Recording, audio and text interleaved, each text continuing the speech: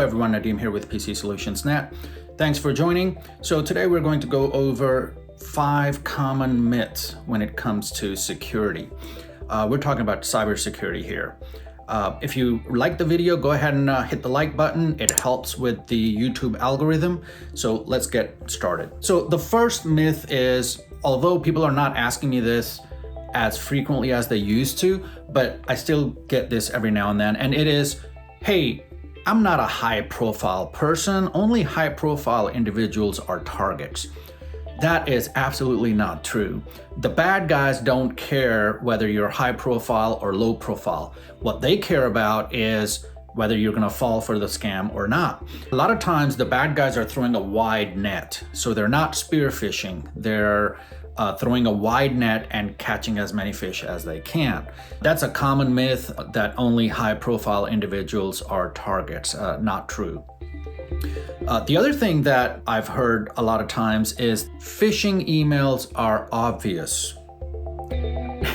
So that is absolutely false.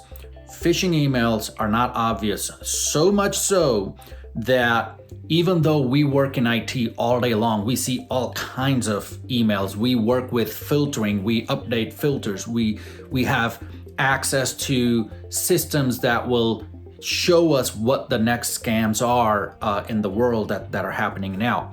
But even our people can fall for a phishing scam. That's why we make sure that our engineers also go through the training around phishing emails. They're not obvious at all.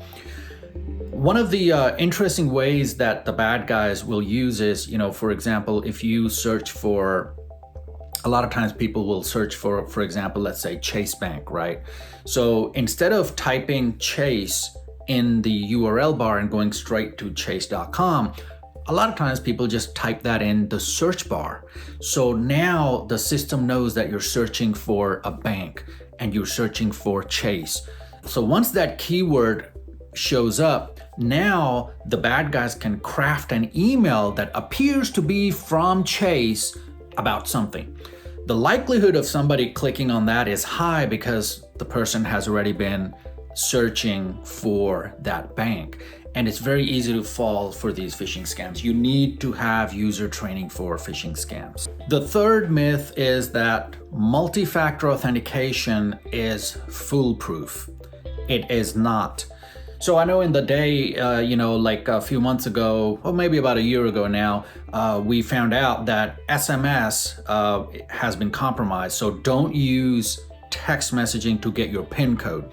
Well, so that was then. Now, even if you use the application for multi-factor authentication, that is not foolproof either. Because what the bad guys are doing is they are stealing session tokens and then using these session tokens to authenticate with cloud systems. And it's very easy. Once they have your session token, the cloud server cannot differentiate between you and the bad guys. So it's very easy for them to get access to that.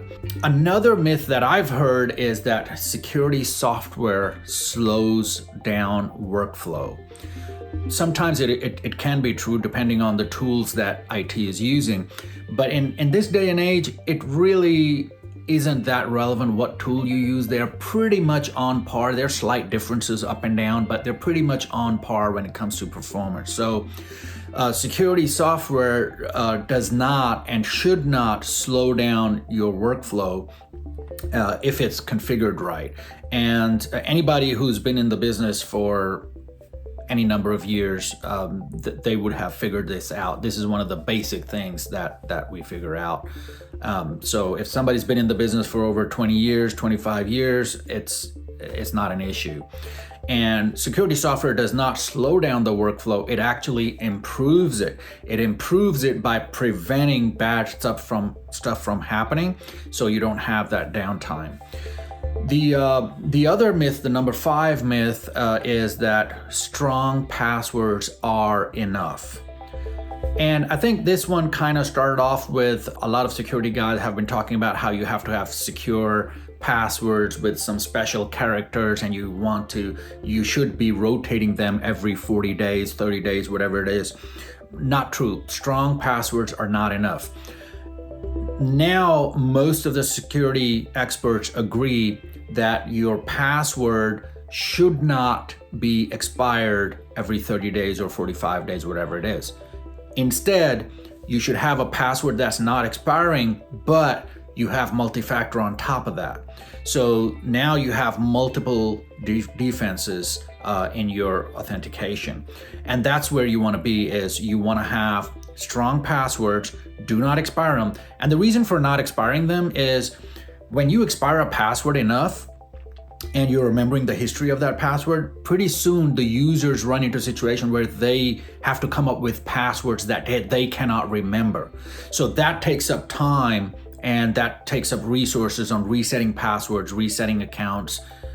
Sometimes it even triggers a support ticket if self-service is not enabled. So that's, one of the other things about passwords is that you want to make sure that you do not expire that, but absolutely make sure that you have multi-factor authentication enabled. So those are the 5 security tips. Hopefully that helps you out. On our website, we have a report around how to secure your business. If you have some time, go ahead and log into our website, PC.Solutions.Net, download that report. It has a lot more details on how to secure your business. Or just reply back, put it in the comments if you need help, if you have questions. We're always willing to help, and we'll see you in the next video. Have a great day, everybody.